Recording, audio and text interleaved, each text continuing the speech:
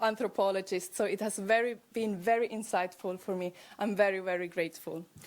I am trained in history, and so what I will be doing today is start with a garment and then complement it with textual and visual sources.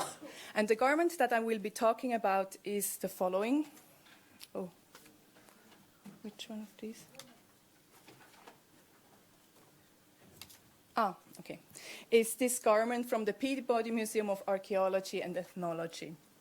I have to admit, thanks to Christina and thanks to SOAS, to the Mapping Philippines Material Culture platform, I already encountered it on the website. It has an image, it has a description, and it has been very essential for me to finding and getting an idea over the archival landscape where material culture is located. But I was also very lucky through the funding of my research center that I was able to go to the US, to Boston, and see this garment live. So that's also in a position of privilege that I could do this kind of research, which is not self-evident or very common. And I want to say that the engagement with the object has been very influential because, on the one hand, I could observe myself how I was acting around this object, because we layer objects with meanings, depending on the context that they are in. So a self-reflective moment for me as well, how I am around this object. The second one was the sensory and haptic feeling in order to get my ideas and my thoughts on. And so this object is...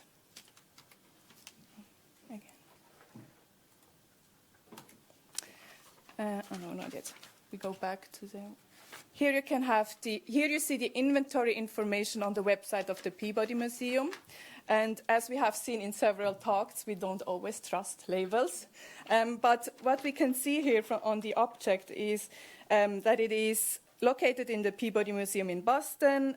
It has the accession number, which you can see up there. It's a man's trousers, and it is 123 centimeters long, 58 centimeters wide. It has a cotton waistband, which is not dyed, and the legs of the trousers are embroidered with dyed silk threads, consisting of the colors purple, yellow, orange, turquoise, and white.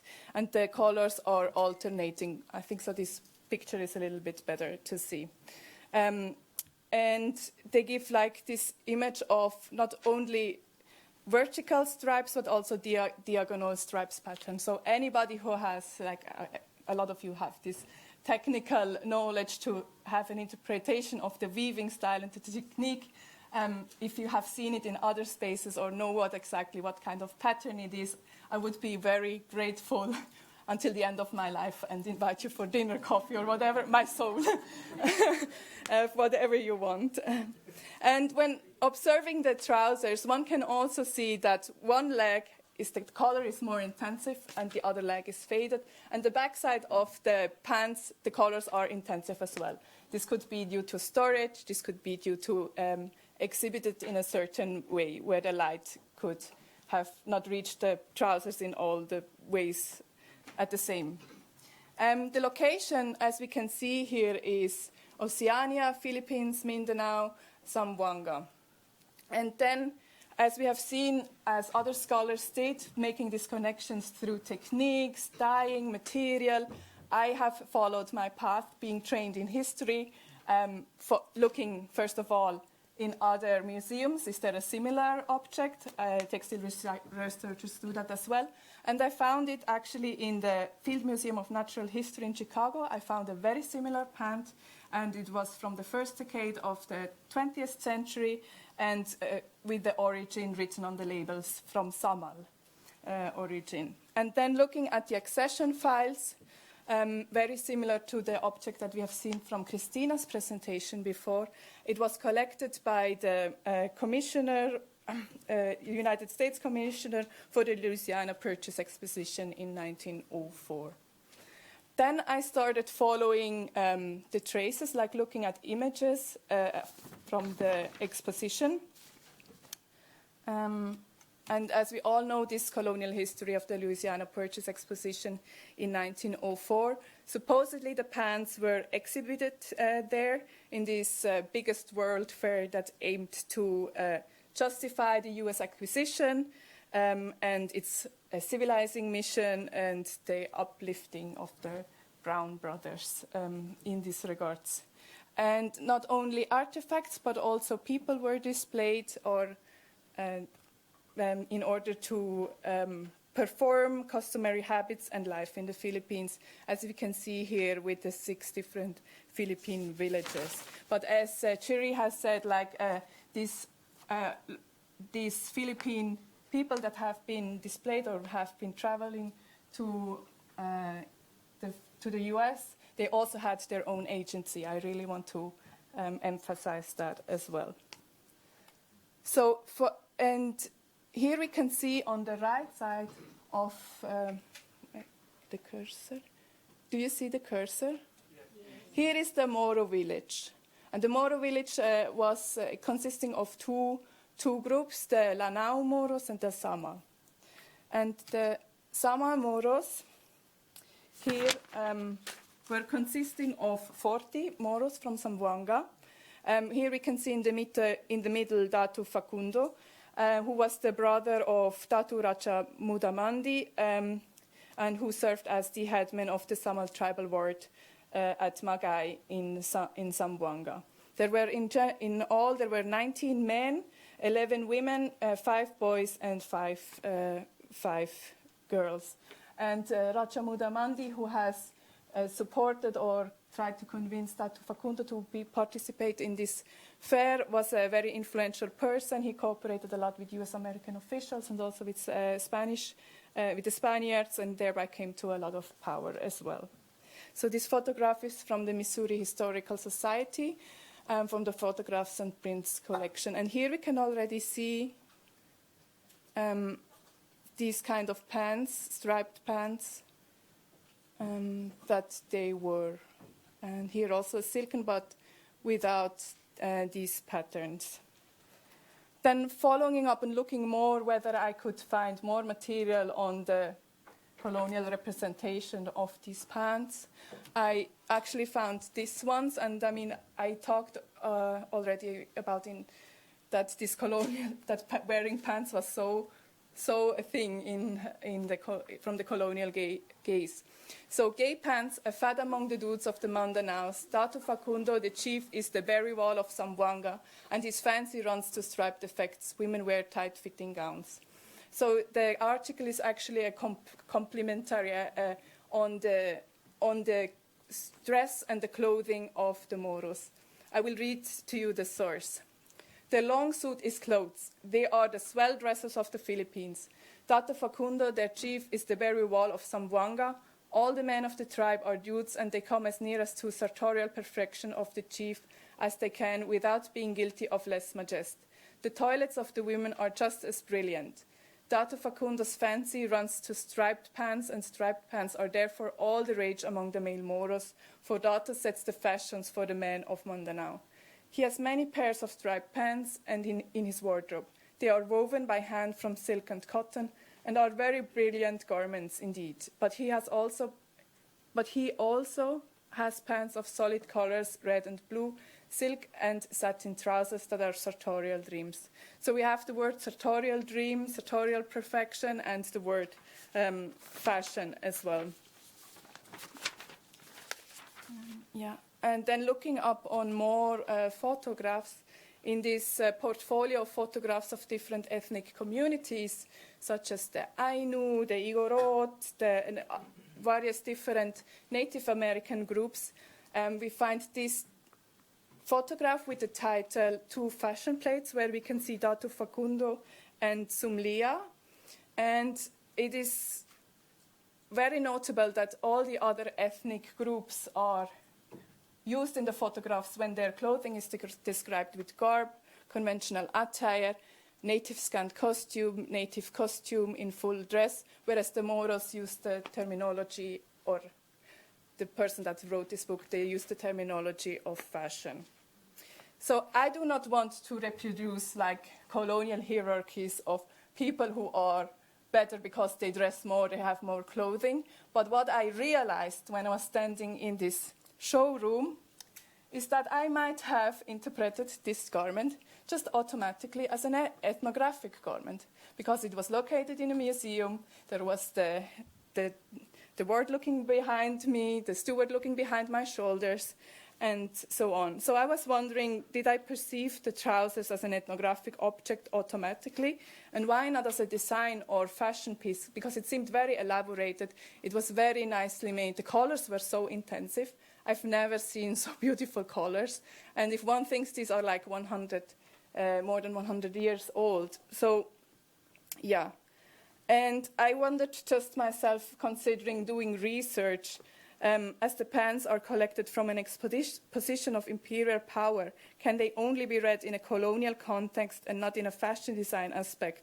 And how, I was wondering how this concept of fashion and costume, but also design, art, and have historically grown, and how we come with this concept in order to analyze the material. And this is just some reflections. A lot of you know that probably because you are in museology, you are curators, you have worked with material culture.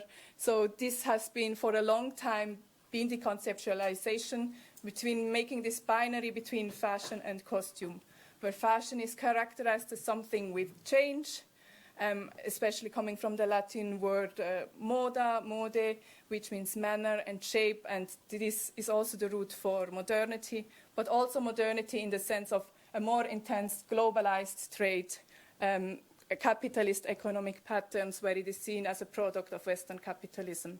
Whereas on the other hand, costume, as it has been conceptualized, has been related to the word customs, habit, and therefore very much rooted in traditions.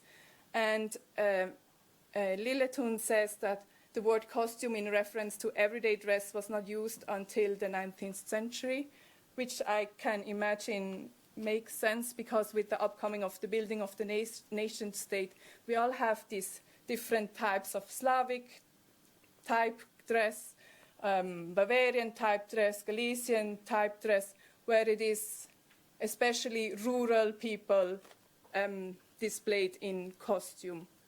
And Hansen has pointed out that it is associated with non-Western indigenous clothing style, very much also rooted by in the history of scientific fields such as anthropology, where the documenting of exotic people and archiving their timeless culture can be collected with curious objects. But of course, the research, anthropology, all the other fields are very reflective, also history, and they have reflected on this and have, since the 90s, worked to overcome these kind of binary ideas and go beyond this Eurocentristic perspective by saying, for example, yeah, we cannot detect change because we don't understand the textiles. You don't see the change because you don't know it. Or as we have seen in this symposium as well, that culture is a co-production. And in this regard, I want to follow up also that culture is a co-production.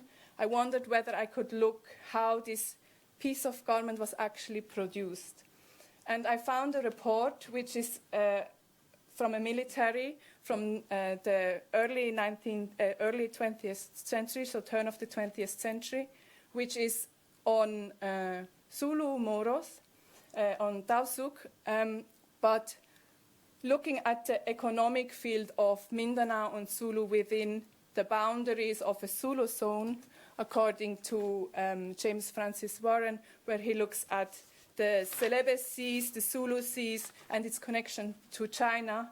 I wanted to explore whether I can find out where these materials for these trousers came from. And this book is actually about how this region reacted to the growing world capitalist economy. And yeah, it's about how there was a demand for silk, tea from China, which they asked for, especially maritime products, trepang, bird's nest, which then was very labor intensive to get them, which then resulted in bonded labor, and so on. And he looks at how Mindanao and Sulu responded to these changes of European capitalist endeavors. So here we have we can see that in the middle part that turquoise shells, shark fins, pearl shells, and caracoles, so maritime products were gathered for export, for example. But also we can see that in the region, I mean, as many of you have shown with looking at threads or at dyes, that this is now homogenizing, that the Moro have been using all kind of colors. And here we have like information on the dyes that the Tausug people use. And it says, at present, dyes prepared for the use are purchased from Chinese merchants. But in former times, they were used to be prepared by the Moros themselves. And I mean, if somebody's interested, here is further information: where is yellow extracted, where is green is extracted, red and khaki. Then as well, we can see that silk is purchased from Chinese merchants. Again, so then I returned actually to my object, knowing that people have been participating in cross-cultural trades, and there was this sacred aura in this sterile room, and I had to use gloves, and then I asked the steward whether I could touch them, and I was less afraid of engaging with the object. And when I was able to engage more with the object without having this layer of meaning of cultural heritage, which is very important, and I don't want to offend any conservationist, preservationist here, but I could not really work with the object as I wanted because I felt like something was missing. So I returned to the object, and then I found these are not documented in the Mapping Philippine platform yet. I found these kind of trademark stamps in different languages because I dared to actually fold the trousers. And we have here a trademark stamp in English. It says 40 yards. It's mirrored. And I don't know what's written underneath. Maybe somebody can give any hints or any ideas for any interpretations. And then here a little quick closer. What is the second? I mean, I'm going to make a Q&A. I'm going to ask you the stuff. I'm going to ask you all the questions. What the what the second line actually means, and then furthermore, 40 yards. 40 yards, yes. The 40 yards I know, but underneath, yeah, we can figure it out. Have a clearer one of that. How it looks. And then we found Chinese patterns, and with the help of my supervisor and mentor, Birgit Tremmel-Werner, who also speaks or is able to read, maybe made in Singapore, so a mass-produced cotton fabric in this indigenous or Samal trousers in it. Yeah. It's the reverse. Yeah, because it's a cotton stamp, probably. Or, yeah, I mean, for anyone more knowledgeable in textiles, I'm here and open for any suggestions. And then this is another writing underneath. Is it printed or written? I think so. It's stamps, the rest of stamps. But this could also be This one is for sure a stamp, I think so. And this one could be written. Or not. Yeah, so my interpretation is, well, Zulu and Mindanao have not only been distributive trading points, they have been actively engaging in this market and this capitalist economic market that came with the Brits, with the trade also in Singapore. Yes. Philippine Muslim communities have actively been engaging cross-cultural trade within Southeast Asia, especially with Chinese networks in Singapore, Sulu, Mindanao, and Borneo, as many of you have shown, like with their connections to certain ports. And then the question also raises, is there a local production of luxury products? Could this be considered a luxury product? Because I have seen several elites from Philippine Muslim origin wearing different fashion aesthetics, be it Southeast Asian, being Ottoman, yes, or being Western. So they are completely aware of their visual representations. Yeah, and the conclusion, very basic disciplines and fields have their own histories as to theories, concepts, and methods. Therefore, because we might be biased, it's always nice to have a conversation with people outside of their own field. This symposium has been very insightful for me, and I want to go against the image of an isolated and purportedly traditional Philippine Muslim, and that Muslim elites were participants of this capitalist production and consumption. I put here the word elite because talking about capitalism and indigenous at the same or local can be very dangerous. But what I have seen is that I do not want to homogenize the Philippine Muslim communities. I have been seeing that especially elites were participating, for example, also in the exploitation of the seas, which then endangered the livelihoods of Philippine Muslims on a lower social stratification. Yes. And I want to counter normative assumptions such as the binary tension between indigenous traditional costume versus modern fashion.